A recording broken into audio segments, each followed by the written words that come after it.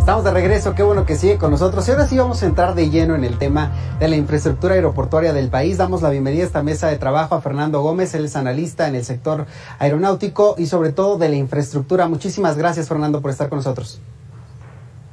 Encantado de estar con ustedes. Muy buenas tardes, Alex. Bueno, me gustaría comenzar esta entrevista básicamente haciendo un balance sobre cuál ha sido el costo-beneficio de concesionar la mayoría de los aeropuertos en México con la intención de aumentar el tráfico. ¿Qué tan benéfico ha sido para el país y sobre todo qué tanto ha crecido con esta decisión? Mira, en un principio se privatizaron varios grupos aeroportuarios, sí, generando una inversión directa, extranjera directa, aproximadamente de 360 millones de dólares de aquel entonces. Estamos hablando de fines del 2000, y en este sentido se han venido realizando inversiones año con año por parte de los grupos aeroportuarios, que son básicamente tres privados: el Grupo Aeroportuario del Pacífico, el Grupo Aeroportuario del Sureste y el Grupo Centro Norte. Cada uno con 9, 10, 11 aeropuertos rentables. Los demás aeropuertos se los quedó ASA, Aeropuertos de Servicios Auxiliares, y un cuarto grupo que es el Grupo Aeroportuario de la Ciudad de México. A estas alturas, las concesiones fueron otorgadas por 50 años renovables, incluso, pero las inversiones han quedado un poquito rezagadas, no obstante que el compromiso y la idea de privatizar o de concesionar estos aeropuertos desde aquel entonces era precisamente generar mayores inversiones, mayor infraestructura y una mejor atención al público.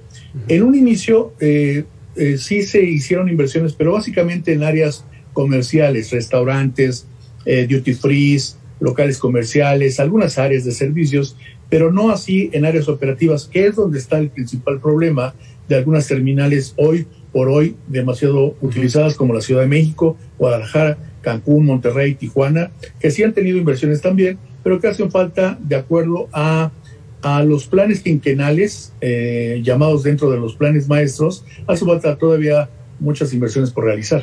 Fernando, cuando hablas de esta poca inversión en áreas tan importantes para un aeropuerto como la operativa, ¿no tendrá que ver el hecho de que en México pues no se tiene como tal una política transaccional en el sector?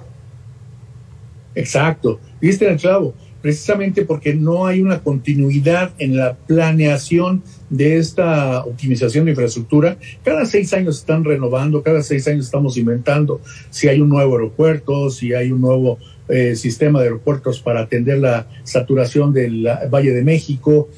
No hay una continuidad cuando todos estos proyectos son de largo plazo. En otros países y en otros proyectos de infraestructura de este tipo, normalmente se calcula que sean de 20, 25 años, precisamente con un ordenamiento o una programación de inversiones bien programadas año con año, precisamente para ir cumpliendo con los objetivos. Oye, dime una cosa, ¿hay alguna forma de hacer cumplir esto que en el argot, digamos, del sector tienen como referencia de que el 90% de un aeropuerto es la seguridad? ¿Hay alguna forma, algún método que se pueda cumplir para que realmente estos parámetros se cumplan independientemente si los aeropuertos están concesionados o no? Sí, fíjate que hay una ley de aeropuertos y una ley de aviación, con su respectiva o su correspondiente reglamento de aviación y reglamento de aeropuertos. Sin embargo, estas leyes y estos reglamentos, no obstante que se emitieron desde aquel entonces de la privatización, bueno, llamada concesión, quedaron algunos huecos ahí pendientes que valdría la pena que el Poder Legislativo se pusiera a trabajar en ese sentido para optimizar y mejorar las condiciones de la industria aérea. No nada más en cuanto a aeropuertos, sino también en cuanto al servicio. Recordemos que hace poco apenas se modificaron algunas cuestiones y sanciones para garantizar que el equipaje que se pierde, por ejemplo, sea restituido o que se le apliquen multas a las aerolíneas con demoras o los aeropuertos con demoras. Aquí hace falta todavía afinar mucho el aspecto de la legislación, por lo cual hace falta que se pongan a trabajar en ese sentido. Sin embargo, podemos ir adelantando en cuanto a que sí es conveniente tener en cuenta que hay en la industria está pasando por una crisis severa agravada por la pandemia, por COVID-19, pero sin embargo, desde años atrás veníamos padeciendo una serie de situaciones en las cuales las aerolíneas están padeciendo por la baja en la demanda. Escuchábamos hace rato los reportes de nuestros amigos y reporteros ahí en tu programa, sí, y decían que habían bajado pues, básicamente un promedio del 50% a nivel nacional en cuanto a niveles de ocupación. Sin embargo, este problema viene de muchos años atrás, de décadas incluso, por lo cual hemos tenido, por ejemplo, casos de aerolíneas pobres o con severos problemas y aeropuertos ricos. Precisamente la IATA y la OASI son organismos internacionales que han calificado a los aeropuertos mexicanos como de los más caros en el mundo, comparados con otros de mayor movilización de pasajeros y operaciones. No obstante eso, que tenemos aeropuertos caros, pues debería de haber inversiones constantes y sin embargo no quieren realizarlas según las últimas expresiones de algunos grupos aeroportuarios, precisamente argumentando el daño que les ha causado el COVID, pero sí, no han dicho nada de años anteriores cuando han tenido bonanzas en cuanto a los ingresos y en cuanto a la revalorización de sus acciones en el mercado de, valga la expresión, de valores. Fernando, el mercado bursátil. Me gustaría que abundáramos un poco más en este sentido porque revisando el historial de los aeropuertos, no todos tienen la misma movilidad, no todos transportan la misma carga, no todos el mismo número de pasajeros. Exacto. Y en algunos casos hay quienes refieren que hay aeropuertos que son elefantes blancos, sin aerolíneas, sin pasajeros, da igual que estén o no. ¿Esto tiene que ver con lo que refieres de que son aeropuertos muy caros, que cuesta mucho operar en ellos? Mira, el problema, señalas un punto esencial. Fíjate que tenemos una red de 58 aeropuertos comerciales, sin embargo están todos desconectados. Toda la aviación está concentrada en la Ciudad de México. Casi el 40% de lo que se realiza en el país baja a Ciudad de México.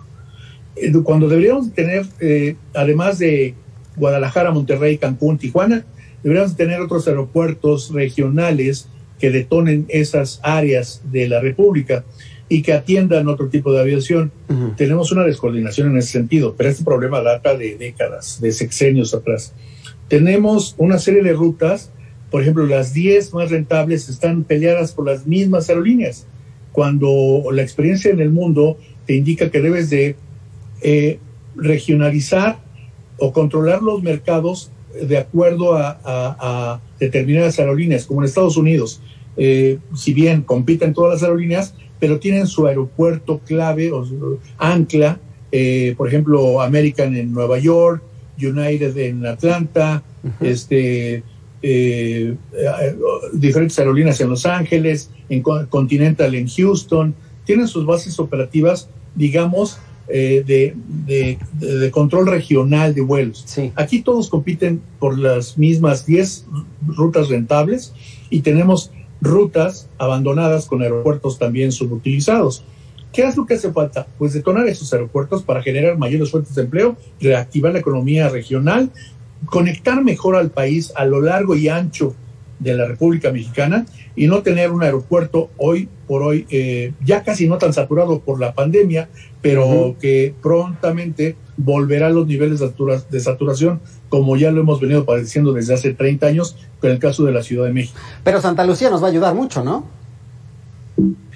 Ese es otro tema. Creo que el gobierno actual está apostando mucho por Santa Lucía, pero falta ver todavía la compatibilidad de espacios aéreos entre el aeropuerto capitalino, Santa Lucía y Toluca. De modo tal que, no obstante que tú creas una infraestructura enorme con un gran número de pistas, un gran número de posiciones de contacto para los aviones, pero sí, lo que manda es la demanda de mercado, es lo que dicta realmente, pues de nada serviría tener un elefante blanco si no es bien aprovechado, y viceversa. Hay una capacidad límite en el espacio aéreo mexicano y que no se da por decreto, no se van a incrementar el número de operaciones y de pasajeros o de turistas a México teniendo 2 o 3 aeropuertos.